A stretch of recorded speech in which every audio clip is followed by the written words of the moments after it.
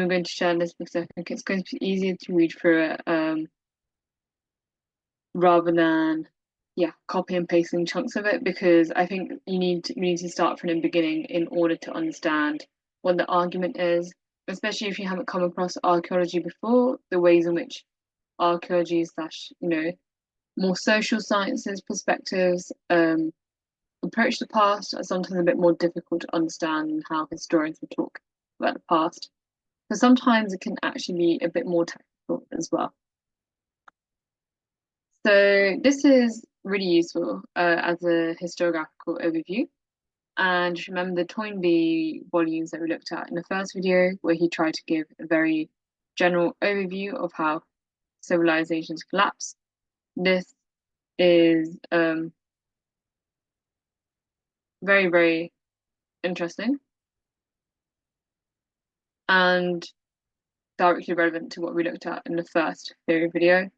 And is also quite interesting, of course, about almost this current psychology and the current mood of society as well, and why people are turning towards certain alarming futuristic scenarios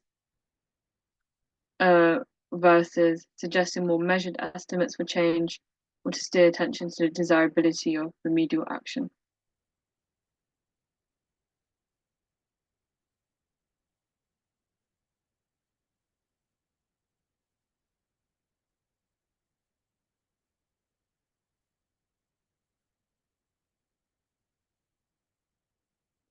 So there's also giving a little bit of an overview as to what kind of disciplinary fields are interested in looking at the theories of societal collapse.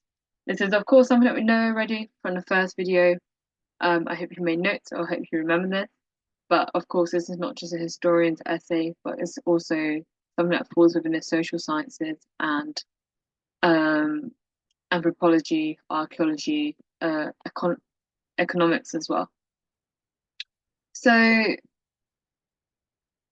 wanted to go straight towards the discussion of the archaeology as well. And this, I think, is a very good example for this as well. And I think looking at the archaeology and looking at how historians would interpret this can be a very important way of approaching the question, because of course the question is so focused on the future, it's so really focused on the present, at times it risks being ahistorical. That's just the nature of what this question is going to be like. But you can show that you can handle archaeological sources, which are quite complicated and not something that many people study at school. And you can show actually archaeological sources showing this and demonstrate a potential civilizational collapse being caused by this. I think that would be a really interesting way of doing it. And I think this really highlights the difficulties, however, of using such sources and how we're limited the further back we go in history to very concrete, specific sources. So, for example, climatic anomalies, invasion, epidemic disease, which is a form of exogenous change rather than endogenous change. Exogenous means coming from outside, endogenous means coming from the inside. These kinds of exogenous shifts or discontinuities in the prehistoric record may well have been traumatic or even catastrophic at some scales, but the archaeological record often lacks the necessary sensitivity to detect this, even when regional depopulation is apparent.